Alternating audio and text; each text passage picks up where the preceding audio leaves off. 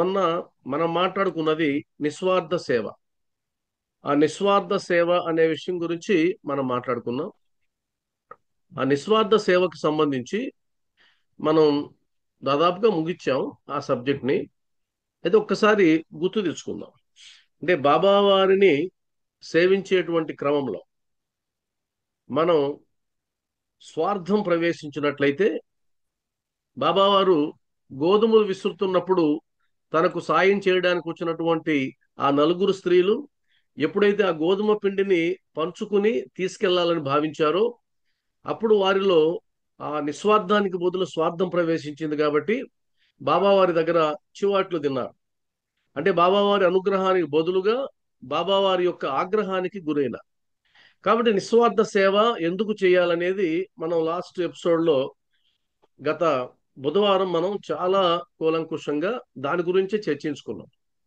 కాబట్టి ఇప్పుడు దాని కంటిన్యూషన్లో నిస్వార్థ సేవ చేయడానికి, దాని కంటిన్యూషన్లో బాబా వారు చెప్పినటువంటి మరొక విషయాన్ని చెప్పి మళ్ళీ ఇంకొక టాపిక్లోకి వెళ్దాం.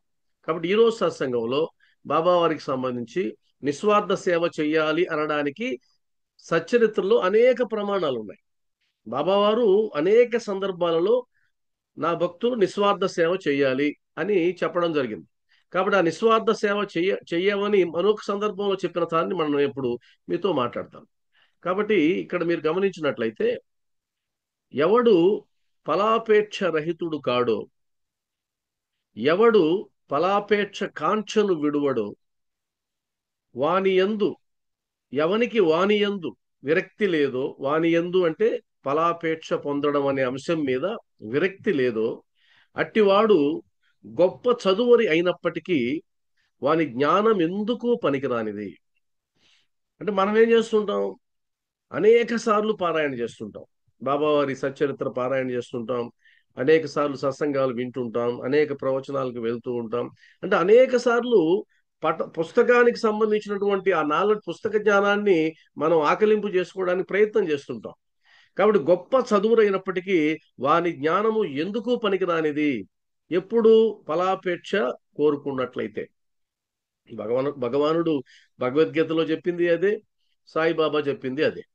కాబట్టి ఎవరైతే ఒక పని చేసినందువల్ల అది లౌకికమైన పని కాదు, లౌకికమైనటువంటి పనిలో ఖచ్చితంగా ఫలాపేక్ష ఉంటుంది. ఎందుకంటే ఒక ప్రయోజనాన్ని ఆశించి మాత్రమే మనం ఒక పని చేస్తాం. లౌకిక దృక్పథంతో పరిశీలించినట్లయితే, మన గృహస్థ ధర్మాన్ని నెరవేర్చడానికి, మనం మన ద్వారా వచ్చినటువంటి సంతానాన్ని కాపాడడానికి, ఆ సంతానాన్ని వృద్ధి చేయడానికి, వారికి అనేక సౌకర్యాలు కల్పించడానికి, లేదా మన భవిష్యత్తు కోసం అనేక పనులు చేస్తూ ఉంటాం. ఆ అనేక పనులు చేసేటువంటి క్రమంలో ఖచ్చితంగా మనం ఏం చేస్తాము అంటే, ఆ ఖచ్చితంగా మనం ఫలాపేక్షని కోరుకుంటాం. ఫలాపేక్ష కోరుకోకుండా ఎట్టి పరిస్థితుల్లో కూడా మనం ముందుకు వెళ్ళం. అయితే ఆధ్యాత్మికతకు వచ్చేసరికి ఆ ఫలాపేక్ష కోరడం అన్నది సబబు కాదు అనేది ఇక్కడ మనం చెప్తున్నారు. కాబట్టి ఫలాపేక్ష కోరడం సబబు కాదు ఎప్పుడు ఆధ్యాత్మిక విషయంలో. దానికి ఇంకొక విషయం కూడా జోడించారు శాస్త్రంలో. అదేంటంటే, బ్రహ్మచర్యం, గృహస్థం, వానప్రస్థం, సన్యాసం, 4 ధర్మాలు, 4 విభాగాలు ఉన్నాయి మానవ జీవితంలో. ఇక్కడ నా ముందు కూర్చున్న వాళ్ళందరూ కూడా బ్రహ్మచర్యం దాటేశారు, గృహస్థం కూడా దాటేసి ఉంటారు. మరి దాటారని ఎలా చెప్తారండి? గృహస్థం అంటే 50 సంవత్సరాలు దాటితే గృహస్థం కూడా అయిపోయింది. 50 సంవత్సరాలు దాటిన తర్వాత గృహస్థాన్ని దాటి వారు వానప్రస్థంలోకి వస్తారు. కాబట్టి వానప్రస్థంలోకి వచ్చినప్పుడు అసలు సంపాదన అనేదే శాస్త్రం చెప్పలేదు.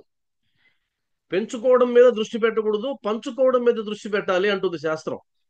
పెంచుకోవడం మీద కాదు, నీ ఆస్తులు, నీ అంతస్తులు లేదా సంపద పెంచుకోవడం మీద కాదు, 50 ఏళ్ళు దాటిన తర్వాత పంచుకోవడం మీద దృష్టి పెట్టండి అంటుంది అద్భుతమైనగా మన హైందవ ధర్మం, హైందవ శాస్త్రం. కాబట్టి మనకు అలా చూసినా సరే, ఇక్కడ మన ముందు కూర్చున్న, నా ముందు కూర్చున్న వాళ్ళందరూ దాదాపు 50 దాటిన వాళ్ళే ఉంటారు సహజంగా, ఎవరో ఒకరిద్దరు తప్పితే. కాబట్టి మనకు ఖచ్చితంగా ఫలాపేక్ష యందు విరక్తి కలగాల్సిందే. ఏం సంపాదించాం చాలు, ఇంకా ఇంకేం సంపాదిస్తాం, ఇంకెంతకాలం సంపాదించబోతాం.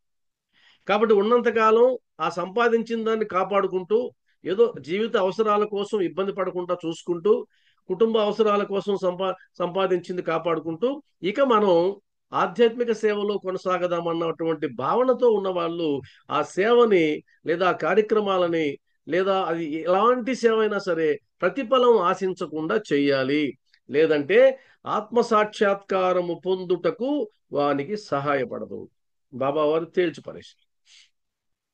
కాబట్టి ఆత్మ సాక్షాత్కారం పొందాలా అన్నటువంటి ఎవరికైతే ఆలోచన ఉంటుందో, ఆత్మ సాక్షాత్కారం అంటే మనకేం అభిప్రాయం ఉంటుందంటే అవంతా మహాత్ములు యోగులు సాధించేదండి, మనం ఒక సాధారణమైనటువంటి గృహస్థులం కదా, మరి మనం ఎక్కడ సాధిస్తాం అనేటువంటి భావనలో నుంచి ముందు బయట రావాలి. ఆత్మ సాక్షాత్కారం అంటే అది పెద్ద యోగులు సాధించేదేం కాదు. అదేమి అత్యున్నతమైన శిఖరం మీద ఉన్నది అని భావించి దానికోసం ప్రయత్నం చెయ్యొద్దని కాదు ఉద్దేశం. ఆత్మ సాక్షాత్కారానుభూతిని పొందడం సామాన్యులకు సైతం కూడా సాధ్యమే. మన చరిత్రలో ఏ చదువు లేని వాళ్ళు, చివరికి పశువులు కాసుకునేటువంటి వారు కూడా కొంతమంది మహాత్ములు ఆత్మ సాక్షాత్కారానుభూతిని పొందినారు చరిత్రలో. కాబట్టి ఆత్మ సాక్షాత్కారాన్ని పొందడం అంటే అదేదో ఇంకొక పదార్థం కనిపిస్తుంది, ఆ పదార్థం ఆత్మలాగా దైవ సాక్షాత్కారం జరుగుతుంది, ఆయన పద్యాలు పాటలు పాడతాడు సినిమాల్లో లాగా, ఇది కాదు. ఆత్మ సాక్షాత్కారం అంటే అర్థం ఏంటంటే నేను ఆత్మస్వరూపుడను అని తెలుసుకోవడం, నేను దేహం కాదు నేను ఆత్మని అని తెలుసుకోవడం, నేను ఆ అనంతమైనటువంటి ఆ విశ్వాత్మలో నేను కూడా ఒక భాగాన్ని, నేను ఒక పీలికని, నేను ఒక బిందువుని అని తెలుసుకోవడమే ఆత్మ సాక్షాత్కారం. అంతేగాని ఒక పదార్థం ప్రత్యేకంగా వస్తుందని ఏం లేదు, ఎక్కడా లేదు. నేను అనేక ఆత్మ సాక్షాత్కారానికి సంబంధించిన గ్రంథాలన్నీ చదివాను. అనేక గ్రంథాలు చదివిన తర్వాత నేను కూడా వెతికాను గూగుల్లో, ఎంత సమాచారం అయితే ఉందో ఆత్మ సాక్షాత్కారం కోసం అంత సమాచారాన్ని నేను సేకరించాను. చివరికి నాకు అర్థమైంది ఏంటంటే ఆత్మ సాక్షాత్కారం అంటే నేను ఆత్మస్వరూపుడను అని తెలుసుకోవడమే ఆత్మ సాక్షాత్కారం, అంతకు మించి ఏం లేదు. కాబట్టి అనుభూతిని మనం పొందగలిగితే అప్పుడు మన భావాలు, మన ఆలోచనలు, మన ప్రవర్తన మారిపోతుంది, అది వేరే విషయం. అలా మారితే అది రుజువు. ఊరికనే అనేస్తే కుదరదు. అంటే కేవలం పుస్తక జ్ఞానంతో చెప్పినటువంటి మాట అది రక్తి కట్టదు, అనుభవ జ్ఞానంతో చెప్పాలి, మనకు మనం అనుభూతి చెందాలి. అలా అనుభూతి చెందినట్లయితే అప్పుడు వచ్చేదాన్ని ఆత్మ సాక్షాత్కారం అంటాం. కాబట్టి బాబా వారు స్పష్టంగా చెప్పారు, మీరు భగవంతునికి సంబంధించినటువంటి ఏ సేవ చేసినా, ఏ కార్యం చేసినా అందులో ప్రతిఫలం ఆశించవద్దు అని తేల్చిపడేశాడు. అందువల్ల మనం లాస్ట్ ఎపిసోడ్కి దీన్ని కంక్లూడ్ చేస్తూ, ఇక మీదట మన జీవితంలో, మన భవిష్యత్తులో షిరిడి సాయినాథుడికి సంబంధించి కానీ, ఏ భగవత్ స్వరూపానికి సంబంధించి కానీ ఏ రవ్వంత సేవ చేసినా లేదు అమితమైన సేవ చేసినా నేను చేశాను అన్నటువంటి భావనలోంచి బయటకు వచ్చి ఒక అణకువ భావనతో, అహంకారం లేకుండా నేను ఆ పరమాత్మ స్వరూపానికి నాకిచ్చిన దాంట్లో ఏదో కొంత నా శక్తి అనుసారం ఇచ్చానన్నటువంటి భావనతో ప్రతిఫలాపేక్ష లేకుండా చేయగలిగినట్లయితే అప్పుడు ఒక మెట్టు పైకెక్కిన వాళ్ళం అవుతుంది. ఇప్పుడు దాకా గత ఎపిసోడ్లో ఇప్పుడు దాకా మాట్లాడుకుంది ఒక మెట్టు. ఇప్పుడు రెండవ మెట్టులోకి వెళ్ళేటప్పుడు ఇంకా నిస్వార్థ సేవను పక్కన పెట్టండి. ఆ నిస్వార్థ సేవ గురించి మననం చేసుకుంటూ ఉండండి. మనకి ఎప్పుడైనా అవకాశం వచ్చినప్పుడు నిస్వార్థంగా సేవిస్తున్నామా లేదన్నది మాత్రం ఒకసారి మననం చేసుకుంటూ ఉండండి. ఇప్పుడు ఆ తర్వాత మనం రెండో దానికి వెళ్ళాల్సింది ఏంటంటే, ఆ రెండో దానికి వెళ్ళాల్సిన అవసరం ఉందా లేదన్నది ముందు ఒకసారి డిసైడ్ చేసుకోవాలి. చాలా మంది ఏమనుకుంటామంటే, ఏమండి ఇప్పుడు మనం భక్తి అంటే బాబాని నమ్మడం, శరణాగతి చెందడం, లేదా ఆయన గురించి భజన చేయడం, పాటలు పాడుకోవడం, పారాయణ చేయడం, అష్టోత్తర పూజలు చేయడం, లేదా హోమాలు చేయడం, ఇవి కదండి భక్తి అంటే. ఇదేంటి జ్ఞానం ఎందుకు ఎందుకు ఉపయోగపడుతుంది జ్ఞానం అని ఎవరికైనా అనుమానం ఉంటే, మనలో ఉండేటువంటి ఆ ఆధ్యాత్మిక వ్యక్తి ఎవరైతే ఉన్నారో, ఇప్పుడు మన దగ్గర మనలో రెండు వ్యక్తులు ఉన్నారు, మీరు గమనిస్తారో లేదో. మనం ఆ, ఒక విధంగా చెప్పాలంటే గొప్ప నటులు. ఒక సినిమా పాత్ర మీద ఒక నటుడు ఏ విధంగా అయితే అనేక రకాల పాత్రలు చేస్తారు. ఉదాహరణకి ఎన్టీ రామారావు గారు ఉన్నారనుకోండి, ఆయన ఒకే సినిమాలో 6-7 పాత్రలు కూడా చేశాడు. ఆయనే దుర్యోధనుడు, ఆయనే కర్ణుడు, ఆయనే శ్రీకృష్ణుడు, ఆయన అన్ని చేస్తాడు. కాబట్టి మనం నిత్య జీవితంలో ఎన్నో పాత్రలు చేస్తున్నాం, ఎన్నో పాత్రలు చేస్తున్నాం. ప్రతి ఒక్కరూ ఒకే పాత్రలో లేరు. ఒక టీవీలో ఎన్ని ఛానల్స్ అయితే తిప్పుకుంటూ వెళ్తామో, మనం నిద్ర లేచినప్పటి నుంచి పడుకునేదాకా అన్ని ఛానల్స్ తిప్పుతాం మన జీవితంలో, ప్రతిరోజు తిప్పుతాం. ఉదాహరణకి ఒక వ్యక్తి ముందు తనకు తాను ఒకడు, తనకు తానుగా ఒకడు, అది ప్రత్యేకమైన వాడు. రెండవడు ఒక తండ్రి, తండ్రి పాత్ర బిడ్డల పక్షంలో, ఆ తర్వాత కొడుకు పాత్ర, ఆ తర్వాత అన్న పాత్ర, ఆ తర్వాత తమ్ముడు పాత్ర, ఆ తర్వాత ఉద్యోగి పాత్ర, ఆ తర్వాత స్నేహితుడు పాత్ర, ఆ తర్వాత ఒక కస్టమర్ పాత్ర, ఆ తర్వాత ఆయన ఒక సేల్స్ పర్సన్ పాత్ర. అంటే ఒక వ్యక్తి రోజుకి ఎన్ని రకాల పాత్రలు చేస్తాడో లౌకికంగా. లౌకికంగా అన్ని రకాల పాత్రలు చేసేటువంటి మనం ఆధ్యాత్మికంగా కూడా ఒక పాత్ర ఉంది. ఆధ్యాత్మికంగా ఒక పాత్ర. అయితే ఈ రెండు ఇంటర్లింక్ గా లేనప్పుడు మన ఆధ్యాత్మిక సాధనలన్నీ బెడిసి కొడతాయి. ఉదాహరణకి నేను సత్సంగంలో విన్నప్పుడు మాత్రమే నేను చాలా శుద్ధిగా ఉంటాను, చాలా సాత్వికంగా ఉంటాను, చాలా మంచిగా మీకు కనిపిస్తాను.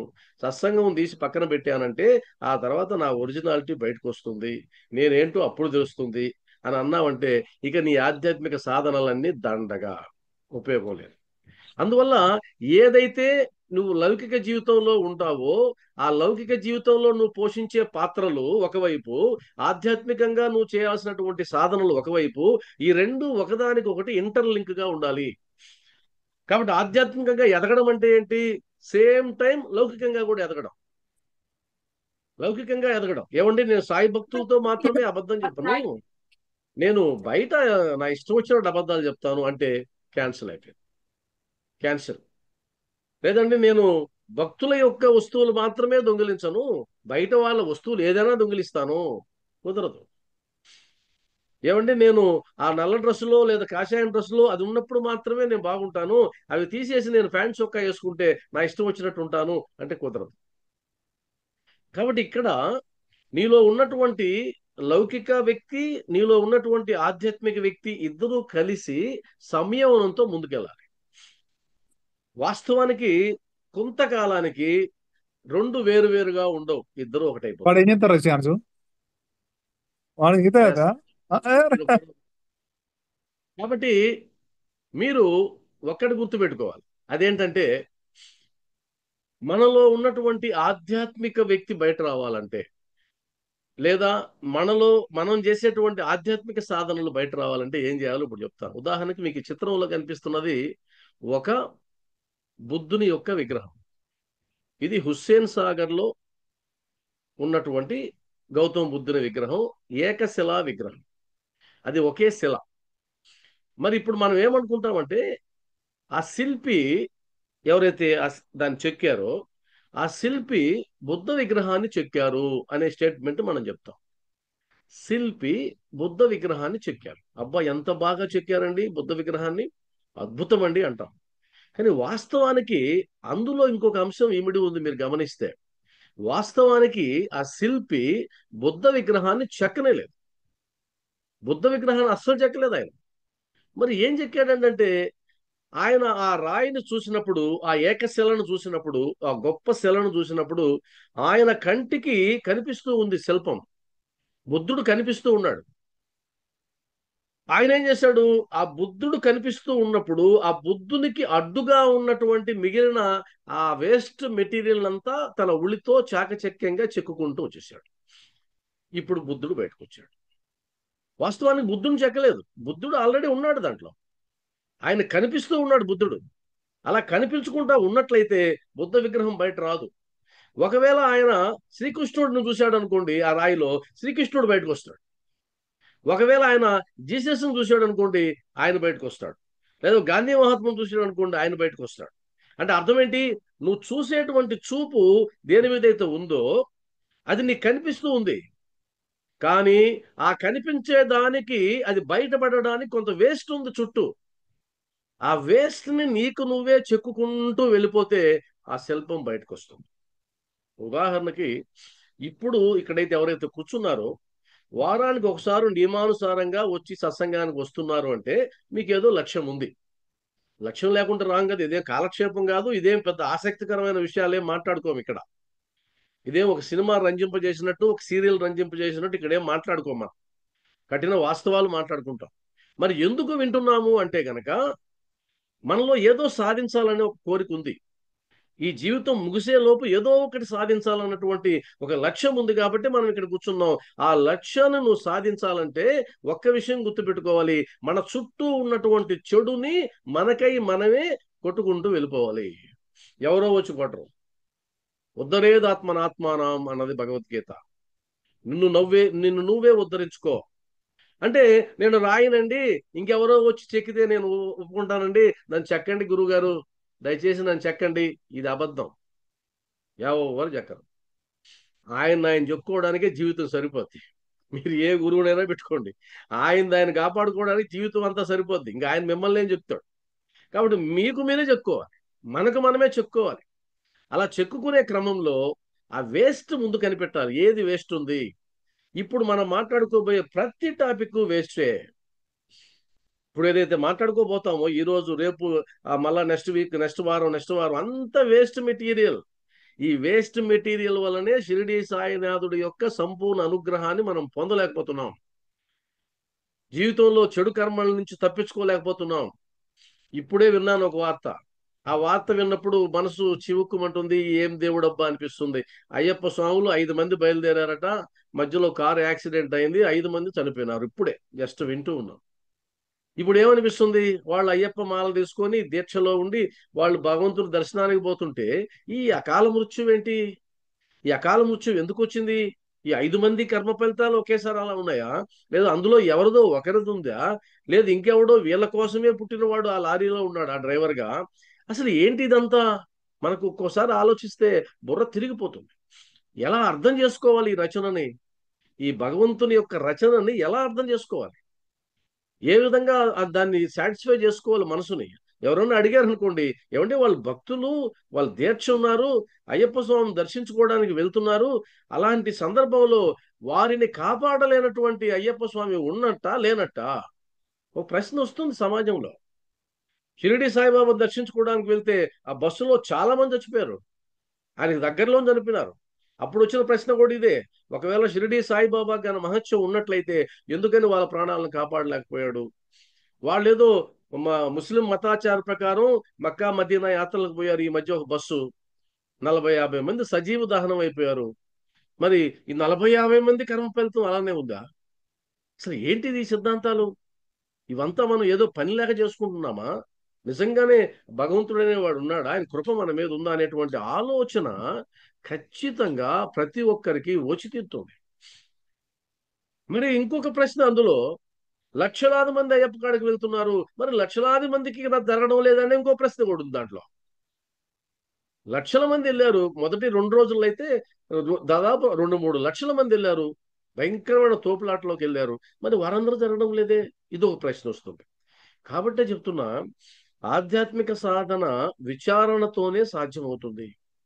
విచారించాలి, ఆలోచించాలి. ఎక్కడ పొరపాటు జరుగుతోంది, ఎక్కడ మనం అందుకోలేకపోతున్నాం, ఆధ్యాత్మిక ఫలాలని ఎందుకు అందుకోలేకపోతున్నాం అన్నది పెద్ద సమస్య. కాబట్టి సాయిబంధులారా, నేను ఒకటి చెప్తాను.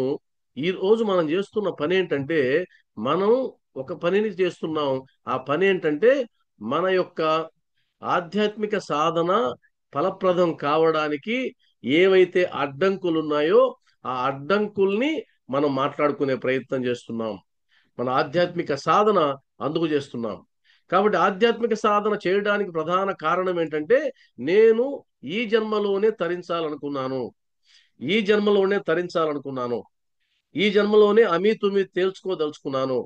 షిరిడి సాయిబాబా నిజంగానే అఖిలాండ కోటి బ్రహ్మాండ నాయకుడు అయి ఉంటే, నిజంగానే ఆయన సమర్థ సద్గురు అయి ఉంటే, నిజంగానే అన్ని శక్తులు ఆయనకు ఉంటే గనక ఎంతో మందిని కాపాడినటువంటి బాబావారు నన్నెందుకు కాపాడు? ఎంతో మందికి అభయం ఇచ్చినటువంటి బాబావారు నాకెందుకు అభయం ఇవ్వడు అనేది ప్రధానమైన అంశం సాయిబంధులారా. కాబట్టి నేను ఒకటే చెప్తున్నా, ఆధ్యాత్మిక సాధనలో ముందుకు వెళ్ళేటువంటి క్రమంలో మనం ఒక్క విషయాన్ని గుర్తుపెట్టుకోవాలి. ఆ విషయం ఏంటంటే, మనలో ఉన్నటువంటి చెడు ఏదైతే ఉందో, ఒక శిల బయటకు రావడానికి శిల్పి ఏ విధంగా ఆ చెత్తని, ఆ చెడుని, లేదా కప్పి ఉంచినటువంటి వేస్ట్ మెటీరియల్ తన ఉలితో చెక్కుకుంటూ వెళ్ళిపోతాడో, ఈ రోజు మనం చేసే పని ఏంటంటే, బాబా నాలో ఏదైనా చెడు ఉంటే, నువ్వు చెప్పినటువంటి మార్గనిర్దేశకం ప్రకారం, నువ్వు ఇచ్చినటువంటి సచ్చరిత్ర ప్రమాణంగా నేను నాలో చెడుని నాకై నేనే తొలగించుకోవడానికి సిద్ధపడ్డాను. ఇది మనం ఈరోజు చేస్తున్నటువంటి పని సాయిబోధులారా. కాబట్టి అందులో ఒక భాగాన్ని మనం కనిపెట్టాం లాస్ట్ ఎపిసోడ్ లో. ఇప్పుడు అదేంటంటే నిస్వార్థ సేవ. బాబా వారు చెప్పారు, నీ నీవు నా నుంచి అనుగ్రహాన్ని పొందాలంటే నిస్వార్థంగా సేవ చేయి అన్నాడు. ఒక దృష్టాంతం చూపించాడు. ఆ దృష్టాంతం మన కళ్ళకు కట్టినట్టు కనిపిస్తూ ఉంది. గోధుమలు విసరడం, నలుగురు స్త్రీలు. మర్చిపోకూడదు ఇంకా. ఇంక జీవితకాలం మర్చిపోకూడదు నిస్వార్థ సేవ. బాబా వారు ఏం చెప్పారంటే అంటే గోధుమ పిండి, నలుగురు స్త్రీలు, అయిపోయింది, గుర్తుండిపోయింది. ఇంకెప్పటికీ గుర్తుండిపోవాలి, ఎవరడిగినా చెప్పగలగాలి. ఇప్పుడు దాని కొనసాగింపుగా ఇంకొక వేస్ట్ ని మనం చెప్పుకునే ప్రయత్నం చేద్దాం. ఇంకొక వేస్ట్ ని, ఆ వేస్ట్ ను కూడా మనం చెప్పుకునే ప్రయత్నం చేద్దాం. ఇప్పుడు ఆ రెండో వేస్ట్ గురించి కూడా నేను మీతో మాట్లాడతాను. ఆ రెండో వేస్ట్ ఏంటంటే సాయి బంధువులారా, ఒక్క నిమిషం.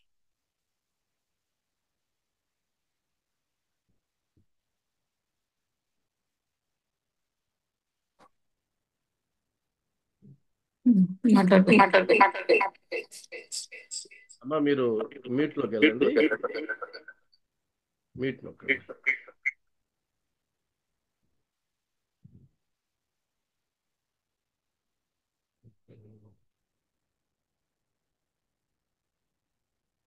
ఓకే.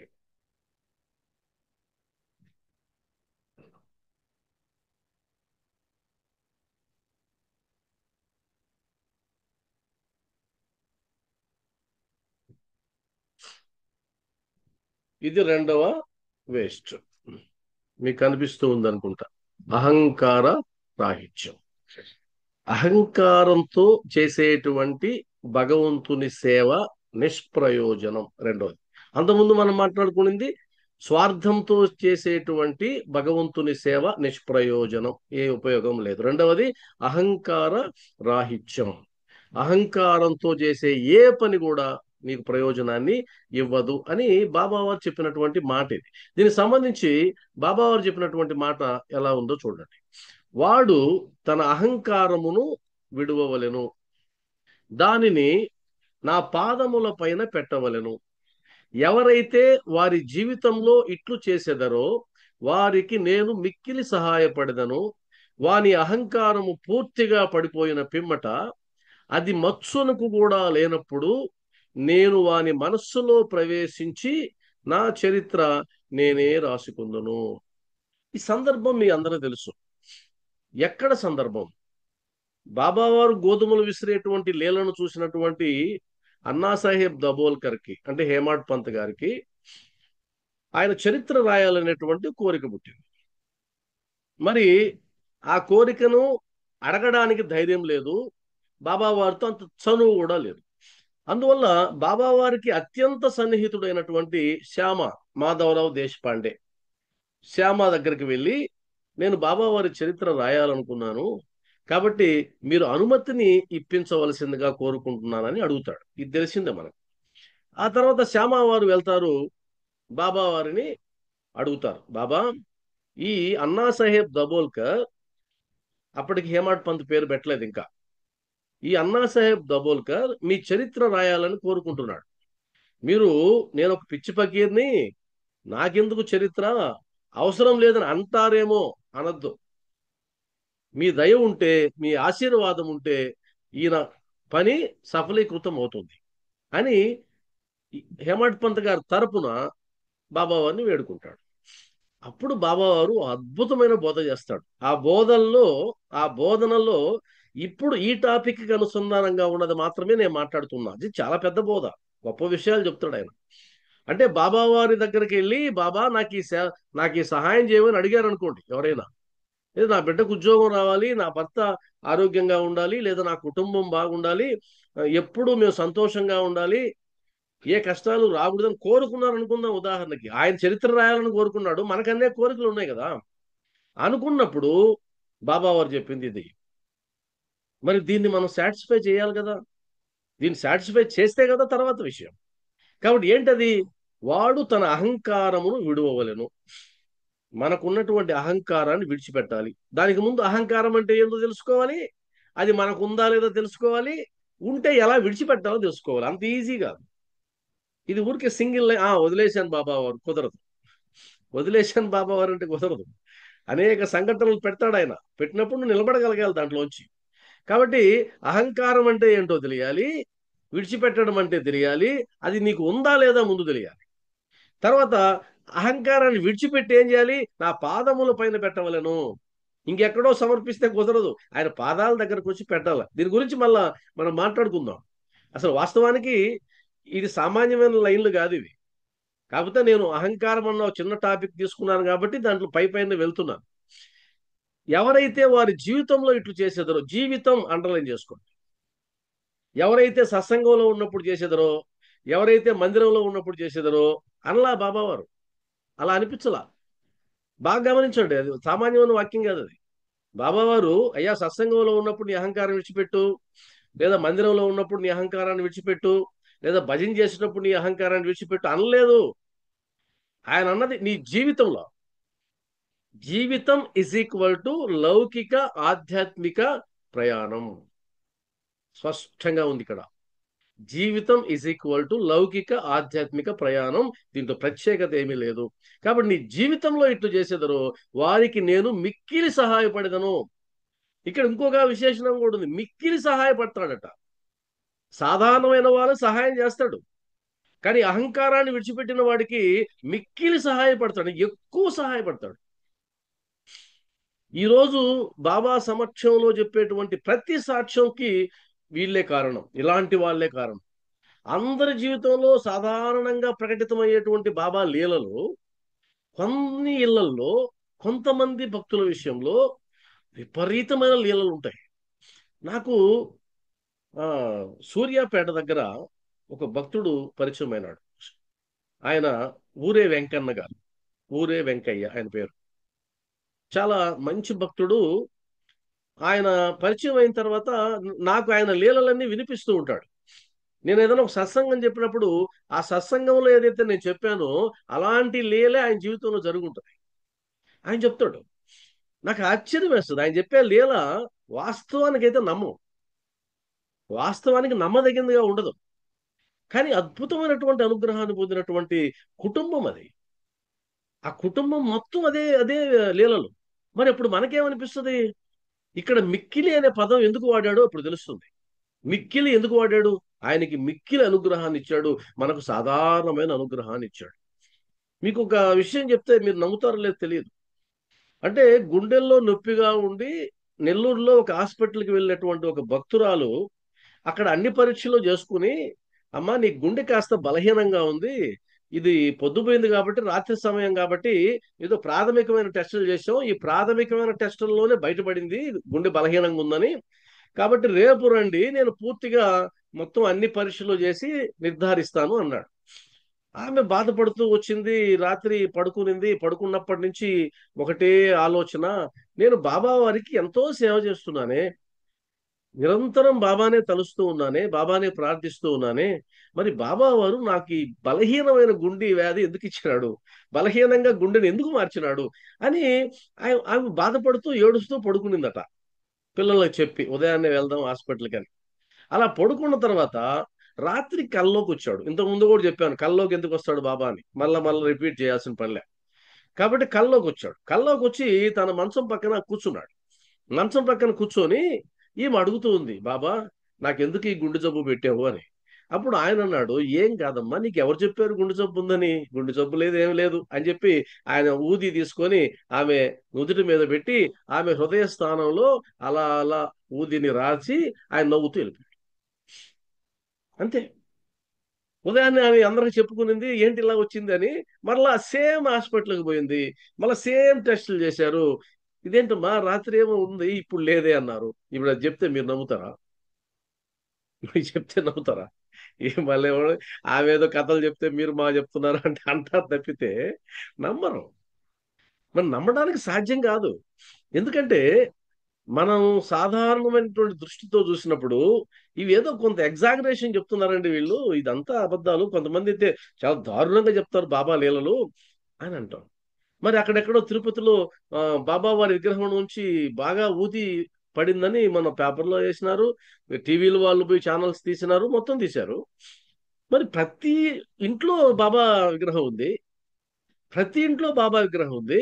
మనకేం వస్తుంది? అందరి ఇళ్లలో విగ్రహాలు ఉన్నాయి కదా, మరి ఈ ఇళ్లలో రానటువంటి ఊది ఆ ఇంట్లోనే ఎందుకు వస్తుంది? వాళ్ళు ఏదో మ్యాజిక్ చేసి ఉంటారు అనేస్తాం ఖచ్చితంగా. ఇక్కడ మిక్కిలి అనే పదం పట్టుకోండి. ఆ మిక్కిలి అనే పదం చాలా సమాధానాలు ఇస్తుంది మనకు. కాబట్టి నేను మిక్కిలి సహాయపడదను, నేను సహాయపడదను, నేను మిక్కిలి సహాయపడదు. ఎంత తేడా ఉంది! నేను చూసుకుంటాలేవయ్యా నీ గురించి ఒక పదం, అంతా నేను చూసుకుంటాలే ఒక పదం. తేడా ఉందా లేదా? నేను చూసుకుంటాలే ఒక పదం, అంతా నేను చూసుకుంటాలే అంటే ఇక ధైర్యంగా నిశ్చింతగా ఉండొచ్చు అనేది. కాబట్టి మిక్కిలి అండర్లైన్ చేసి పెట్టుకోండి, మీ సచ్చరిత్ర పుస్తకంలో దీన్ని అండర్లైన్ చేసుకోండి. కాబట్టి ఆ తర్వాత వాని అహంకారము పూర్తిగా పడిపోయిన పిమ్మట, పూర్తిగా సున్నాకి వచ్చిన తర్వాత, అది మచ్చునకు కూడా లేనప్పుడు, ఇంకా అసలు అహంకారం అన్నదే లేదు, కంప్లీట్, పూర్తిగా పోయింది. అది మచ్చునకు కూడా లేనప్పుడు ఇక్కడ ఒక గొప్ప ఆధ్యాత్మిక రహస్యం చెప్పాడు బాబావారు. ఎక్కడ ఏ గ్రంథంలో కూడా మీకు దొరకదు. ఈ చిన్న గ్రంథంలో చిన్న చిన్న మాటల్లో చెప్పిన ఆధ్యాత్మిక రహస్యం ఏంటో తెలుసా? అది మత్సునకు కూడా లేనప్పుడు నేను వాని మనస్సులో ప్రవేశించి. కాబట్టి బాబావారు నా హృదయంలోకి రావాలి, బాబావారు నా మనసులోకి రావాలి, ఆయన నన్ను నడిపించాలి నడిపించాలి అంటాం కదా. అలా రావడం అంత సులభం కాదు. భగవంతుడు నీ లోపలికి రావాలంటే నీ హృదయం ఎంతో శుద్ధితో ఉండాలి. హృదయ శుద్ధి లేకుండా భగవంతుడు నీ లోపలికి వచ్చే అవకాశమే లేదు. భగవంతుడు నీలో హృదయంలోకి ప్రవేశించాడంటే నీ ఆలోచనలు మారిపోతాయి, నీ ప్రవర్తన మారిపోతుంది, అద్భుతంగా నీ జీవితం మారిపోతుంది. అలా రావాలంటే బాబావారు అన్నారు కదా, నీ హృదయంలో ఉండే నేనే అసలైన నేను. కాబట్టి నన్ను ఎక్కడెక్కడో వెతకాల్సిన పని లేదు, నీ హృదయంలో నేను ఉంటానన్నాడు. మరి నీ హృదయంలోనే ఉంటాను అని అంటే అర్థం ఏంటి అంటే, నా హృదయం శుద్ధిగా ఉన్నట్లయితే ఆ శుద్ధి చెందినటువంటి హృదయంలోకి నేను ఉంటాను అని అర్థం.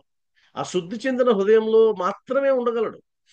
కాబట్టి నీ అహంకారాది వికారాలు, అహంకారం ఒకటి చెప్పాను, అలాంటి వికారాలు ఎన్నో ఉన్నాయి సచరిత్రలో. అహంకారాది వికారాలు నీ హృదయంలో ఉన్నంత వరకు, లేదా నీ మనసులో ఉన్నంత వరకు బాబా వారు నీలోకి ప్రవేశించడం అసంభవం, అసంభవం. కాబట్టి ఇది ఖచ్చితంగా మనం ప్రాక్టీస్ చేయాల్సింది తప్పదు. బాబావారు లేకపోతే ఏం చేస్తాం మనం? బాబావారు దూరంగా ఉండాలంటే కుదరదు. బాబా నీలో ఉండాలి. దూరంగా ఉండే బాబా నిన్ను కాపాడొచ్చు, కాపాడకపోవచ్చు. కానీ నీలో ఉండే బాబా నిన్ను ఎప్పుడు కాపాడతాడు. ఈ పదాలు అండర్లైన్ చేసుకోండి.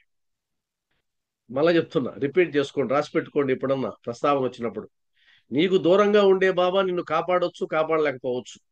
కానీ నీలోనే ఉన్న బాబా 100% నిన్ను కాపాడతాడు. తప్పించుకుపోయే అవకాశమే లేదు, తప్పించుకుపోయే అవకాశమే లేదు. కాబట్టి నువ్వు ఇంట్లో కూర్చున్నావు అనుకోండి. ఈరోజు నేను ఇప్పుడు ఒక రూమ్ లో ఉన్నాను ఇక్కడ. ఈ రూమ్ లో ఉంటే నేను ఒక ఒక విషయాన్ని పిలవాలంటే, నేను బయట ఉన్న వాళ్ళు సహాయం కోరాలి అంటే గనక, ఛీ, బయట ఉన్న వాళ్ళని బయట ఉన్న వాళ్ళ సహాయం కోరాలంటే నేను పెద్ద పెద్దగా అరవాలి. ఎవరైనా వచ్చి ఆ గడి తీయండి, ఎవరైనా వచ్చి తలుపు తీయండి, లేదా నాకు నీళ్ళు ఇవ్వండి అని పెద్ద పెద్దగా అరవాలి. కానీ నా పక్కనే ఉండే వాళ్ళ గురించి నేను అరవాల్సిన పని లేదు. నేను సైగ చేస్తే కూడా తెచ్చిస్తాను. ఈ చిన్న ఎగ్జాంపుల్ అంతే. నా గదిలో లేని వాళ్ళ కోసం నేను అరవాలి, నా గదిలోనే ఉన్న వాళ్ళ కోసం అరవాల్సిన పని లేదు. అలా సైగ చేస్తే కూడా వచ్చేస్తాయి. భగవంతుడు నీ హృదయంలో ఉంటే అరవాల్సిన పని లేదు. దేవా, రాదేవా, అష్టోత్తరాలు, పూజలు ఏం లేదు, అవసరమే లేదు. ఆయన నీ హృదయంలో ఉన్నప్పుడు నువ్వు మనసులో అనుకున్నా తెలిసిపోద్ది. అదే నీకు బయట ఉన్నాడు అనుకోండి, పరుగులు పెట్టాలి, పొళ్ళు దండాలు పెట్టాలి. చూడండి, తిరుమలకి వెళ్తే పొరుగు దండాలు పెడుతుంటారు. సామాన్యంగా ఉండదు ఆ రిస్క్ లో.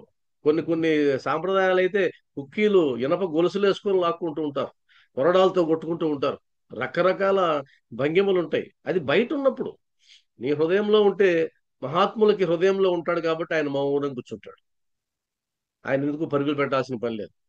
మనమేం పరుగులు పెడుతూ ఉంటాం, ఆ దేవుడు ఈ దేవుడు, ఆ క్షేత్రం ఈ క్షేత్రం. అబ్బా, ఒక క్షేత్రం కాదు మనకు, పరిగెత్తూ ఉంటాం. ఆయన ఎక్కడికి పరిగెత్తుడు? ఎందుకు పరిగెత్తడు? ఆయనకు తెలిసిపోయింది ఏమని, నాలోనే ఉన్నాడు, ఎక్కడికి పోవాల్సిన పని లేదు. కాబట్టి నీ హృదయంలోకి నీ మనసులోకి బాబావారు ప్రవేశించాలంటే హృదయ శుద్ధి జరగాలి, మనోశుద్ధి జరగాలి, లేదా అంతరంగ శుద్ధి జరగాలి. ఈ పదాలు గుర్తుపెట్టుకోవాలి. అంతరంగ శుద్ధి జరిగితే పరిగెత్తుకుంటూ వచ్చి కూర్చుంటాడు. ఈ రోజు మహాభక్తులుగా చెప్పుకోదగిన ప్రతి ఒక్కరూ కామన్ గా చేసిన పని ఏంటంటే అంతరంగ శుద్ధి చేసుకున్నారు. వాళ్ళు బాగా శుద్ధి చేసుకొని కామ్గా కూర్చున్నారు. వచ్చి ఆయన వాళ్ళ హృదయంలో కూర్చున్నాడు. అలా హృదయంలో కూర్చొని ఆయన పలికిస్తూ ఉన్నాడు అంతే. ఆయన పలికిస్తూ ఉంటాడు, వీళ్ళు మాట్లాడుతూ ఉంటారు. మనం ఏమనుకుంటామంటే ఎంత బాగా మాట్లాడాడండి ఆయన. ఆయనే మాట్లాడు. ఆయన మాట్లాడితే బ్రహ్మాండంగా ఏమి ఉండదు. లోపల ఉన్న ఆయన మాట్లాడితే బ్రహ్మాండంగా ఉంటుంది. కాబట్టి మనం మాట్లాడడం, లోపల ఉన్న ఆయన మాట్లాడడం తేడా ఉంటుంది. ఎప్పుడైనా సరే మనలో ఉన్న ఆయన మాట్లాడితే అది రక్తి కడుతుంది. మనం మాట్లాడితే ఎన్నో తప్పులు ఎత్తుకుతారు దాంట్లోంచి. కాబట్టి సాయిబంధులారా, అవి మత్సులకు కూడా లేనప్పుడు వారి మనస్సులోకి నేను ప్రవేశించి నా చరిత్ర నేనే రాసుకుంటాను అంటే ఆయన ఆ దేహం చేయాల్సిన పనుల్ని నేనే చేయిస్తాను. ఆ దేహంతో ఉన్న వ్యక్తి చేయాల్సిన పనుల్ని నేనే చేయిస్తాను. ఇప్పుడు నేను సత్సంగం చెప్తున్నాను. ఇప్పుడు నేను చెప్తున్నాననే ఫీలింగ్ ఉంటే, ఒకవేళ నేను నా అహంకారాది విషయాలన్నీ వికారాలన్నీ పోగొట్టుకుంటే ఆయన లోపలికి వచ్చి నేను చేయాల్సినటువంటి సత్సంగం చెప్పే పనిని ఆయన చేస్తాడు. నేను రాయాల్సినటువంటి బుక్ ఆయన రాస్తాడు. లేదు నేనేదైతే పరిశోధన చేయాలో, నేనేదైతే చదవాలో అన్ని ఆయన చదువుతాడు. ఇది చాదస్తంగా అనుకోవద్దు. మహాత్ములు ఎంతో మందికి జరిగినటువంటి ఎక్స్పీరియన్స్, ఎంతో మందికి జరిగిన ఎక్స్పీరియన్స్ అది. అందువల్లనే కొంతమందికి బాబా మాటలు వినబడుతూ ఉంటాయి. దాన్ని సాయి వాణి అంటాం, అంతర్వాణి. కొంతమందికి ఆకాశవాణి ఒకటి ఉంటుంది. ఆకాశవాణి చెప్తూ ఉంటుంది, రాజా ఈ పనులు చెయ్యొద్దు అంటుంది. ఆకాశవాణి అంటే నీకు వెలుపల ఏదైనా పొరపాటు జరుగుతుంటే ఆకాశవాణి వినిపించింది, ఆకాశవాణి వినిపించి ఇలా చెయ్యొద్దు అన్నది అంటాం. ఇక్కడ ఆకాశవాణి కాదు నేను మాట్లాడేది, అంతర్వాణి. నీ లోపల ఉంటుంది అంతర్వాణి. ఆ అంతర్వాణి వినిపిస్తూ ఉంటుంది. ఆ మాటలు నువ్వు వినగలవు. అంతకుముందు ఎపిసోడ్ లో ఒక మాట చెప్పాను నేను. అదేంటంటే, సాధన చేయగా చేయగా మనకు వచ్చే ప్రయోజనం ఏంటి అంటే, బాబా వారు మాట్లాడే మాటలు నువ్వు వినగలవు, నీకు తెలిసిపోతుంటుంది. నువ్వు భగవంతుడి దగ్గరికి వెళ్ళో లేదా కళ్ళు మూసుకొని బాబా ఈ పని అవుతుందా అని నువ్వు అంటే గనక, అవుతుందనో కాదనో చెప్పిన మాట నువ్వు వినగలవు. అప్పుడు బాబా వారు వద్దంటున్నాడండి అంటాం మనం. ఇదేంటి బాబా వారు వద్దంటున్నాడంటే, ఏ పిచ్చ ఈయనకి ఏమన్నా వద్దనేది ఏంది అని అంటాం. మీకు ఇంతకుముందు చెప్పినట్టు గుర్తు ఒక సన్నివేశం. ఒక భక్తుడి దగ్గరికి నేను విరాళం కోసం వెళ్ళా, పుస్తకం ప్రింటింగ్ కోసం. ఆయనకి నేను ఫోన్ చేయలా, ఏం పుస్తకం రాస్తున్నానో చెప్పలా, ఆయన దగ్గర ఎంత అడుగుతానో కూడా నేను ఆయనతో ఎప్పుడు ఫోన్లో మాట్లాడాల. నేరుగా బస్సు దిగి నేరుగా ఆయన షాప్కి వెళ్ళాను. ఆయన షాప్కి వెళ్ళి కూర్చొని పిచ్చాపాటి మాట్లాడుతూ ఉంటే, నేను ఒక పని మీద వచ్చానండి మీ దగ్గరికి అన్నా. ఆయన వెంటనే డ్రాయర్లో ఉంచి ఆ డెస్క్ లోంచి తీసి ఒక కవర్ పెట్టాడు టేబుల్ పైన పెట్టి, మీరు వస్తున్నారని బాబా వారు చెప్పారండి, ఆయన వస్తాడు, ఆయనకి ఇంత డబ్బులు ఇవ్వమని చెప్పాడు, ఇదిగో ఆ డబ్బులు దీంట్లో ఉంది తీసుకుంటారు. పిచ్చి పట్టింది నాకు. ఎంత పిచ్చి పట్టిందంటే మీరు నమ్మరు. ఇది ఎలా సాధ్యం? నేను ఆయనకి ఫోన్ చేయలేదు, నేను అసలు పుస్తకం రాసే సంగతి బయట వాళ్ళకు కూడా ఎవరికీ తెలియదు, నేను అప్పటికి ఎవరిని డొనేషన్ కూడా అడగలేదు. మరి ఆయన దగ్గరకు నేను వెళ్ళడం ఏంటి? ఆయన బాబా వారు చెప్పారండి మీరు వస్తున్నారని. ఏ అమౌంట్ చెప్పాడు తెలుసా? నేను ఆయన్ని ఎంత అడగాలనుకున్నానో అంత అమౌంట్ కవర్లో పెట్టాడు. నేను నా నమ్మకం 200-300% వెళ్ళిపోయింది బాబా మీద. వా ఏమిరా నాయనా నేను ఊరికే సత్సంగాల్లో చెప్తుంటాను, రాజాది రాజ యోగి రాజ అఖిలాండ కోటి బ్రహ్మాండ నాయక అని. నిజంగా నువ్వు అఖిలాండ కోటి బ్రహ్మాండ నాయకుడివే. ఎందుకంటే నాకంటే ముందు ఆయనలోకి ప్రవేశించి వాడు వస్తున్నాడు ఇది చెయ్యి అని అనడం అనేది అది సామాన్యమైన లీల. అవి చెప్పుకోం బయట మనం, సత్సంగాల్లో కూడా చెప్పను నేను. ఎందుకంటే నమ్మరు చాలా మంది. ఇదేదో ఎగ్జాగరేషన్ చెప్తున్నాను లేండి అనుకుంటా నేను చెప్పిన ఎగ్జాంపుల్ లాగా. కాబట్టి నాకు జరిగిన అనుభవాలన్నింటిలో నేను 5% కూడా నేను సత్సంగాల్లో చెప్పను. ఎందుకంటే నమ్మతారో లేదో ఒక సమస్య, ఒకవేళ నమ్మకపోతే అది బాబా వారికి అవమానం. అందుకని చెప్పను. మరి ఎలా అతనికి తెలిసింది? ఎలా కవర్ తీసి పెట్టాడు? అసలు అంచనా కూడా రాదు. ఆయన సాధించింది ఏంటంటే ఆయన అంతర్వాణిలో బాబా వారిని డెవలప్ చేసుకున్నాడు. ఆ తర్వాత గమనిస్తూ ఉంటే 5-6 సంవత్సరాలకి ఆయన ఎంతో ఎదిగాడు. ఒక సాధారణమైనటువంటి వ్యక్తిగా ఉన్న వ్యక్తి ఈరోజు ఆ టౌన్లో గొప్ప వ్యక్తిగా ఎదిగాడు. అందరి దగ్గర ప్రశంసలు తీసుకుంటూ ఉన్నాడు. గొప్ప ఐకాన్ గా మారాడు. ఇది బాబావారి అనుగ్రహం అంతే. బాబావారి లోపల ప్రవేశిస్తే అలానే ఉంటుంది వైభవం. వైభవం మారిపోతుంది అంతే.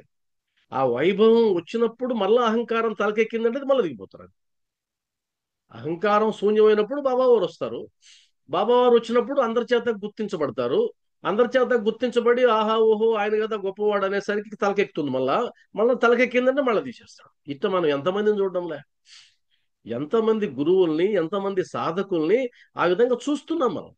బాబావారి అనుగ్రహం పడుతుంది, పైకి వెళ్తారు, అహంకరిస్తారు, మళ్ళా కింద పడతారు.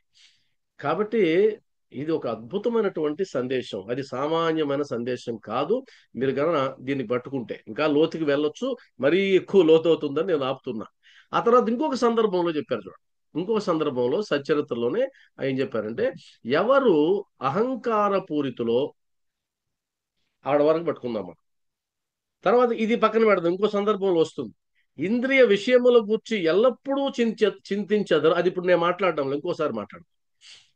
ఎవరు అహంకార పూరితులో వారికి గురుబోధలు నిష్ప్రయోజనములు.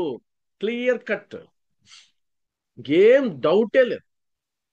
ఎవరైతే అహంకారంతో ఉంటారో వారికి గురుబోధలు నిష్ప్రయోజనములు. అంటే నువ్వెన్నిసార్లు సత్సంగాలు విన్నా, ఎన్ని పారాయణలు చేసినా, 108 పారాయణలు కాదు 500 పారాయణలు చేసినా సరే నిష్ప్రయోజనములు. అది నేను చెప్పింది కాదు, బాబా వారు స్వయంగా రాయించినది లేదా రాసినది. నేనే రాసుకుంటా అన్నాడు కదా చరిత్రని, ఆయన రాసుకున్నది లేదా రాయించింది. కాబట్టి నిష్ప్రయోజనములు. మనస్సును పవిత్రమనర్చుట తప్పనిసరి అవసరం. ఇప్పుడు మనం చేసేది అదే. ఆ ఉలితో కొట్టుకోవడం ఏంటో తెలుసా? పవిత్రం చేయడం. ఉలితో చెక్కుకోవడం పవిత్రం చేయడం. దేనిని పవిత్రం చేయడం? శరీరాన్ని కాదు.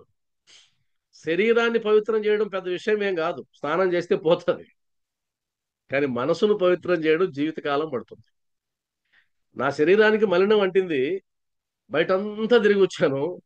నా శరీరానికి మలినం అంటితే నువ్వు స్నానం చేసి సబ్బు రుద్దుకొని పెర్ఫ్యూమ్ కొట్టుకుంటే అయిపోయింది, సెకండ్లో 5-10 నిమిషాల్లో పోయింది. కానీ నా మనసుకు అంటుకున్నటువంటి ఈ మురికి ఏదైతే ఉందో అది ఈ జన్మది కాదు, జన్మ జన్మలుగా అంటి పెట్టుకొని వస్తా ఉంది. అది కనిపించకుండా పెరిగిపోతూ ఉంది. ఆ మలినం, ఆ వాసనలు, వీటిని శుభ్రం చేయడం గురువు యొక్క అనుగ్రహం లేకుండా సాధ్యం కాదు. గురువు అనుగ్రహం ఉండాల్సిందే. ఆయన అనుగ్రహం ద్వారా మాత్రమే. ఇది సబ్బుతో పోయేది కాదు, ఇది షాంపుతో పోయేది కాదు, ఇది గురు బోధతో పోయేది. ఈ అద్భుతమైన లైన్లు గుర్తుపెట్టుకోండి. నేను రాసుకోమని చెప్పా, నోట్స్ పెట్టుకోండి. ఎంతమంది రాసుకుంటున్నారో తెలియదు. శరీరానికి పట్టినటువంటి మురికి సబ్బుతో షాంపుతో పోతుంది. మనసుకు పట్టిన మురికి గురుబోధతో మాత్రమే పోతుంది. గురుబోధ వల్ల మాత్రమే సాధ్యమవుతుంది, కానీ ఇంకొక రకంగా సాధ్యమయ్యే అవకాశమే లేదు. కాబట్టి అహంకార పూరితిలో ఇంద్రియాల విషయములు ఎప్పుడు చింతించదరో వారికి గురుబోధలు నిష్ప్రయోజనములు. కాబట్టి మనసుని పవిత్రమునర్చుట తప్పనిసరి అవసరం. ఇప్పుడు చేసేది అదే.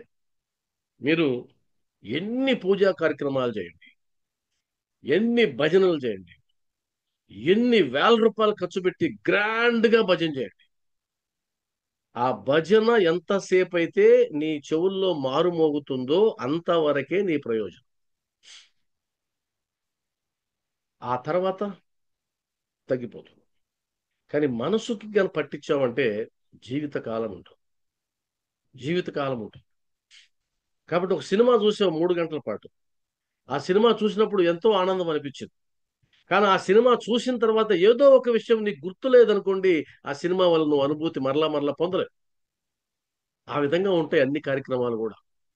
కాబట్టి మనసుకు బట్టిన మురికిని పోగొట్టుకొని దాని పవిత్రమునర్చుట తప్పనిసరి అవసరం. అది లేనిచో, ఎంత స్పష్టంగా చెప్పారండి మహానుభావుడు, అది లేనిచో మన ఆధ్యాత్మిక ప్రయత్నములన్నీ, మనసుకు పట్టిన మురికిని పోగొట్టకపోతే మన ఆధ్యాత్మిక ప్రయత్నములన్నీ ఆడంబరము, డాంబికము కొరకు చేసినట్లగును. సింపుల్ చెప్పేశాడు. ₹1,00,000 పెట్టారండి బాబావారి హారతుల కార్యక్రమం. కానీ అబ్బబ్బా భజన 20,000, 25,000, 30,000 ఒక భజన ఈరోజు నిర్వహించాలంటే అది సామాన్యం కాదు. అదే వృద్ధుల ఆశ్రమాలకి వెళ్తే ₹2,000 ఒక పూట భోజనం పెడతారు ఆ ముసలోళ్ళకి. ₹2,000 ఇస్తే నెల్లూరులో ఒక వృద్ధాశ్రమంలో ₹2,000 సార్ చాలు పూటకి మా ముసలి వాళ్ళందరికీ భోజనం వస్తుందంటారు. 20,000, 30,000 అంటే ఎన్ని పూటల వాళ్ళు భోంచేస్తారు. సరే, అది ఆడంబరంగా చేయకుంటుంటే ఓకే. కానీ ఆడంబరమే రాజ్యం వెళ్తూ ఉంది. ఈ మధ్య కాలంలో తక్కువ ఉన్నాయి. ఇప్పుడు ఆడంబరం పెరిగిపోయింది విపరీతంగా. మీరు గమనించండి కావాలంటే. ఎందుకంటే అంత ఆడంబరంగా చేస్తే గాని కొన్ని జీవులు తగులుకోవు. కొన్ని జీవులు తగులుకోవాలంటే ఆడంబరం ఉండాలి. ఆ జీవులు ఎప్పుడూ ఊగిపోతూ ఉండాలి. అప్పుడు అబ్బా బాబా బాబా బాబా బాబా అంటారు. అయ్యా నిరాడంబరంగా చేసుకో. ఏదో నీకు నీకు ఒక ఒక పొంగలో ఉప్మా చేసి పెట్టు అందరికి. అది అది అది ఏం భక్తి అండి. నువ్వు పెద్ద పెద్ద చేయాలి, పెద్ద పెద్ద కార్యక్రమాలు చేయాలి, అద్భుతమైన కార్యక్రమాలు చేయాలి. ఇప్పుడు మనం చెప్పామనుకోండి, ఇది ఆయన చేయలేక ఇవన్నీ మాట్లాడతారులేండి అంటారు. అంటే మన ఆధ్యాత్మిక నాలుకకి రెండు పక్కలా పొదును. ఇది కూడా రాసి పెట్టుకోండి. మన ఆధ్యాత్మిక నాలుకకి రెండు పక్కలా పొదును ఉంటది. అది అటు మాట్లాడుతుంది, ఇటు మాట్లాడుతుంది. రెండు రెండు రకాలుగా మాట్లాడు. కాబట్టి ఆ నాలుకను జయించడం అంత సులభం కాదు. మామూలు వాళ్ళు బెటరు మన మీద. మామూలుగా ఉండే సాధారణ వ్యక్తులు ఎంతో గొప్పవాళ్ళు. మన ఆధ్యాత్మిక ముసుగులో ఉండేటువంటి గొప్ప మేధావుల నాలుకలు రెండు పక్కల పోదును ఉంటాయి. అవి తెగిపోతా ఉంటాయి. కాబట్టి ఆధ్యాత్మిక ప్రయత్నములన్నీ ఆడంబరము, డాంబికము. ఇప్పుడు అయ్యప్ప స్వామి పూజలు చేస్తుంటారు. ఇప్పుడు నేను మాల వేసుకున్నాను, కానీ నేను మాల గురించి ఎప్పుడు మాట్లాడడంలే. ఎందుకంటే ఇది నా వ్యక్తిగతం కాబట్టి నేను అయ్యప్ప గురించి కానీ మాల గురించి నేను చెప్పడంలే. సందర్భం వచ్చింది కాబట్టి చెప్తున్నా. అల్పాహారం తీసుకోవాలి సాయంత్రం. అల్పాహారం అంటే ఏంది? నువ్వు తినగలిగిన దానికంటే తక్కువ తినాలి. అది అల్పాహార నియమం దానికి. ఉదయాన్నే అల్పాహారం, సాయంత్రం అల్పాహారం. అందులో అది కూడా లేదు. వాస్తవానికైతే ఏకభుక్తం. వాస్తవానికైతే అయ్యప్ప దీక్షలో ఏకభుక్తం. ఒక్కసారే తినాలి, రెండు పూటలు అసలు లేదు. కానీ బీపీ షుగర్లు ఉన్న నాలంటోళ్ళు పడిపోతాం. కాబట్టి ఏదో రెండు ఇడ్లీ అట్లా తినాలి. కానీ అయ్యప్ప భజనకి పోండి ఒకసారి, అసలు కడుపు పగిలేటట్టు పెడతారు. అది కూడా రాత్రి 11 దాకా పెడతారు. 11కో 12కో పెడతారు. అది కూడా వాళ్ళు ఎలా ఉంటారు తెలుసా? స్వామి మిగల్చకూడదు, మిగిలిస్తే అపచారం. ఇది పెట్టినోడికి అపచారంలే, మిగిల్చినోడికి అపచారం. ఇస్తరాకు చుట్టూ 14 ఐటమ్స్, 16 ఐటమ్స్, 18 ఐటమ్స్ పెడతారు. పాపాన్ని మూట కట్టుకుంటారు. అంటే నియమాన్ని వారికై వారు ఉల్లంఘిస్తున్నారు. అందరి చేత ఉల్లంఘింపజేస్తున్నారు. పైకేమో ఆయన అనుగ్రహం నాకు వస్తుంది అనుకుంటున్నారు. నిజంగా అయ్యప్ప తత్వమే ఉంటే గనక అయ్యప్ప అనుగ్రహం ఎట్టి పరిస్థితుల్లో రాదు. ఎందుకంటే ఆయన పెట్టిందే దీక్ష అందుకు. సరే, దాన్ని పక్కన పెడదాం, మనకెందుకు. కాబట్టి రెండు ఉండకూడదు మన కార్యక్రమాల్లో. ఆడంబరం ఉండకూడదు, డాంబికం ఉండకూడదు. ఆడంబరం అద్భుతంగా చేయడం, ఎవరు చేయలేనట్లుగా చేయడం, వీళ్ళు మాత్రమే చేయగలరు అనిపించేటట్లాగా చేయడం ఆడంబరం అంటే అదే. డాంబికం అందరూ గుర్తించాలని చేయడం. నా స్థాయికి అలా చేయకపోతే అబ్బే ఏం బాగుండదు, ఇది డాంబికం. జనరల్ భాషలో మాట్లాడుతుంది. నా స్థాయికి ఆ మాత్రం చేయకపోతే చూసేవాళ్ళు పరువు పోతుంది, డాంబికం. ఆడంబరం అంటే అందరూ గుర్తించాలా, అది ఆడంబరం. ఎప్పుడు ఈ రెండు వస్తాయంటే అహంకారం తలకెక్కినప్పుడు. అహంకారం తలకెక్కినప్పుడు ఆడంబరమే ఆధ్యాత్మికతలో రాజ్యం వెళ్తుంది. అహంకారం తలకెక్కినప్పుడు డాంబికమే ఆధ్యాత్మికతలో రాజ్యం వెళ్తుంది. ఈ రెండు తీసి పడేయాలి. తీసి పడేసి మనస్సుకు ప్రాధాన్యత ఇవ్వండి. మనసుకు పట్టిన మలినాలను శుభ్రం చేసేదానికి ప్రాధాన్యత ఇవ్వండి. అద్భుతంగా మన జీవితం, మన ఆధ్యాత్మిక సాధన ముందుకెళ్తుంది. కాబట్టి సాయి బంధువులారా, ఇప్పుడు నేను అసలు ఎంతవరకు ఇది ఎక్కుతుందో నాకు అర్థం కావడం నేను చెప్పేది మీకు ఇప్పుడు వరకు మాట్లాడదాం. అంటే ఇప్పటి వరకు నేను మాట్లాడిన దాన్ని కానీ మీరు పరిశీలిస్తే,